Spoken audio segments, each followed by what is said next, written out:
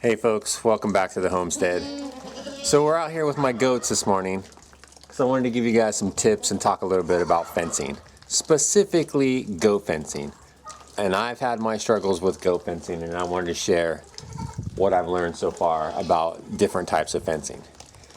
So first off, let me get on the other side of the camera and I'll take you around and show you some of the fencing that we're going to be talking about today. So first off, this is all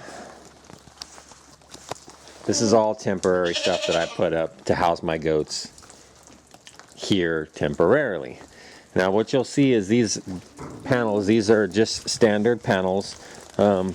They come in cattle panel, hog panel, goat panel, utility panel. This is just a standard utility panel with a 4x4 holes. Now these are thick wire. They're welded, but they're pretty solid. So it's harder for them to pop welds on these. But the downside to these is when you have a small to medium size heavy animal, you can see that they rub on them and they've got them bent. Let's see if you can see this fence is bowed out right here at the bottom, and once they get bent, they stay bent.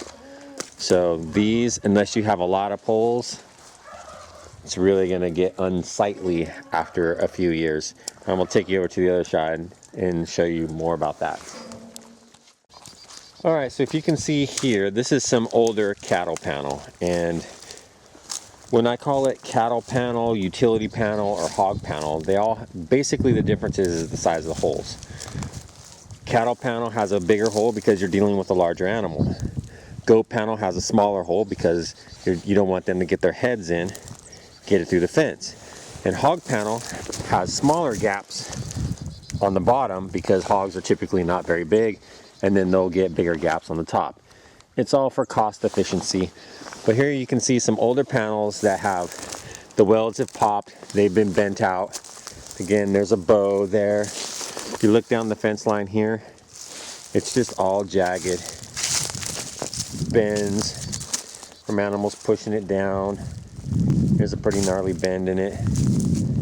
Just all messed up, right? So that's the problem with these panels, is that once they're bent, they're going to stay bent. They pretty much hold their shape, and when goats just rub up on them all day long, that's basically what's happening here, is the goats push on them, they rub on them, and that's how you get those bows, all right?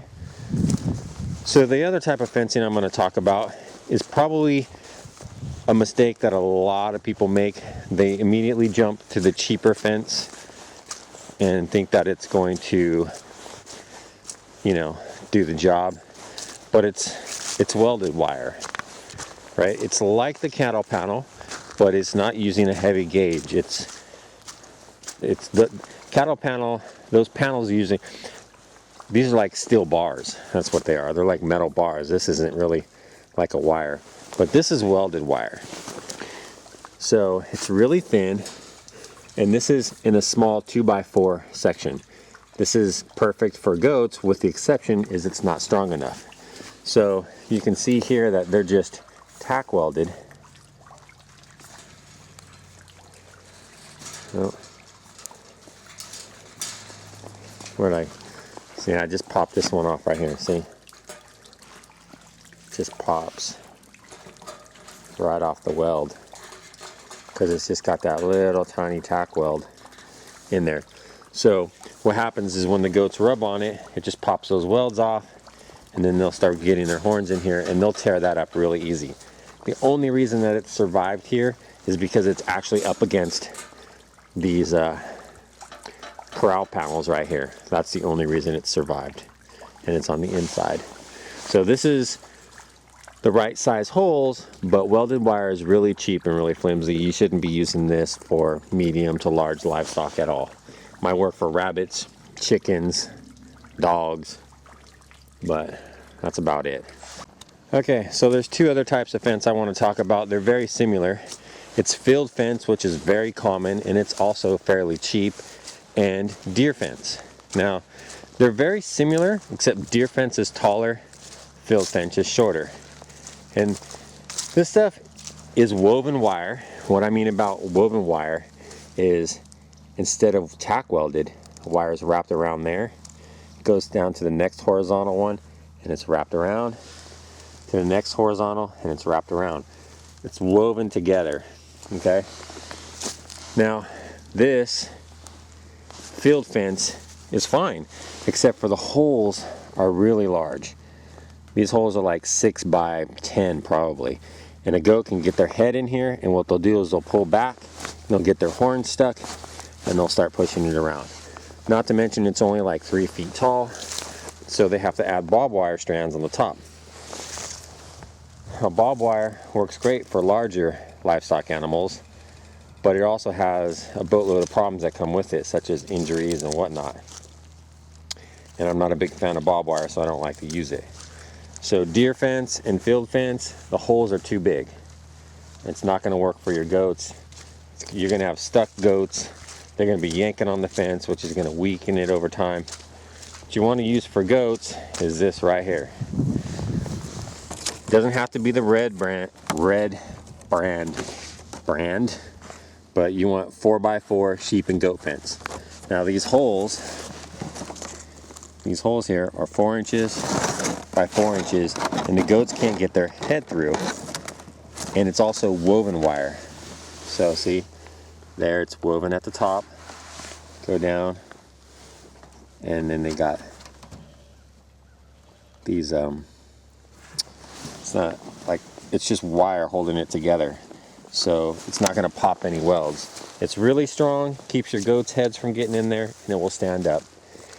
And no matter what type of fencing that you use, it's all going to be put up the same way. If you put it up, if you use T-post on the whole entire length, you're going to find that they're going to be pushing your fence over. You have to have a solid post, like a steel or a wood post. Typically, you're going to want to connect them together like this. It makes it much stronger for you to pull on. So you have one there, you have a post here, and you have another one there. So it looks kind of like a kind of H, and it just provides so much strength. So you wrap your fence around that and you pull it really tight.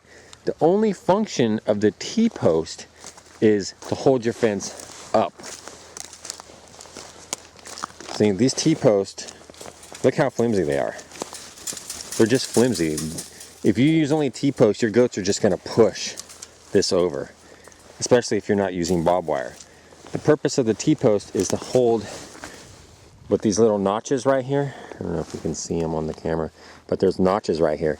It holds your fence from falling down, right? So when the goats step on it, it doesn't come down.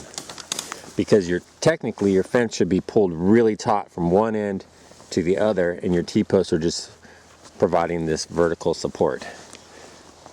And, you know, a little bit support that way, but shouldn't be the primary function of the T-post. So there you have it, a little bit of fencing 101, a little bit of basic information. Hopefully it will save you some time and some problems and some effort in the long run.